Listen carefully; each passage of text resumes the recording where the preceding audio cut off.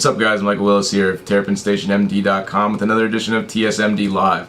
Today we're going to be quickly going over that James Madison game from last week and then breaking it into South Florida this week.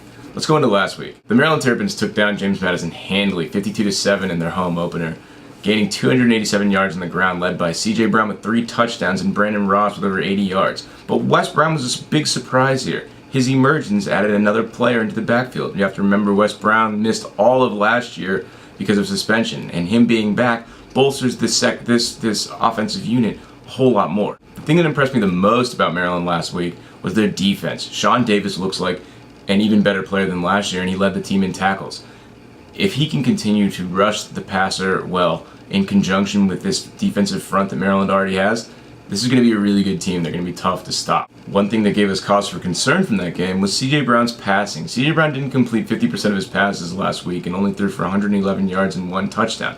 No, he didn't throw any picks, but he didn't look spectacular. And with the wide receivers Maryland has, really we're looking for a little more action in it. I thought some of the balls that he threw were a little bit better than people are giving him credit for, and I thought that maybe he intentionally overthrew some receivers, but there were a few times where it seemed like the receivers and CJ Brown were a little out of sync.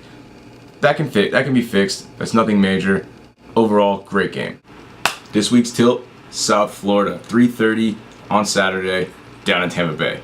Now Maryland's got the guns for this team, but South Florida's got a lot of talent as well. First off, they're led by Marlon Mack. Marlon Mack's their freshman running back, who no one expected to blow up like he did last week when he rushed for 275 yards in the South Florida Bulls' win over the Western Carolina Catamounts. Now the Catamounts aren't good, but Marlon Mack is. This guy makes amazing cuts on the ball. He can hit the hole hard. He's shifty. He's an all-around back. So don't sleep on him because he's a little bit skinnier. He also played safety in high school. Watch out for him. The Terps had 285 yards last week. Marlon Mack did that the entire game in a little fewer carries than CJ Brown, Wes Brown, and Brandon Ross had combined. So watch out for this guy. Now what they're bad at is quarterbacking and defense. Their quarterback, Mike White, couldn't hit the broadside of a barn last week. He's going to struggle against Maryland when they rush those corners as they did last week. I thought Maryland did a fantastic job of not completely exposing every package they had, but adding in a new wrinkles to make defenses think.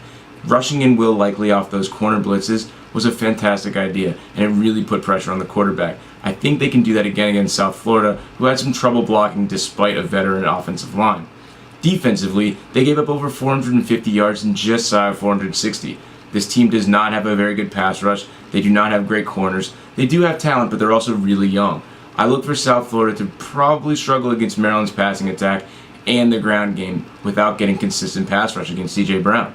The X factor is if South Florida switches their quarterback to Stephen Bench, the Penn State transfer. Stephen Bench is a little bit of an unknown, but he came in last week for one play, and there were some suggestions from some of the media down in South Florida that maybe he would get a shot. If Stephen Bench comes in, he's got a pretty good arm. He could maybe even these things up. Final prediction, Maryland 38, South Florida 10. That's pretty much it, guys. Make sure you hit us up on Twitter at TerpsStationMD or at MRWILLIS88.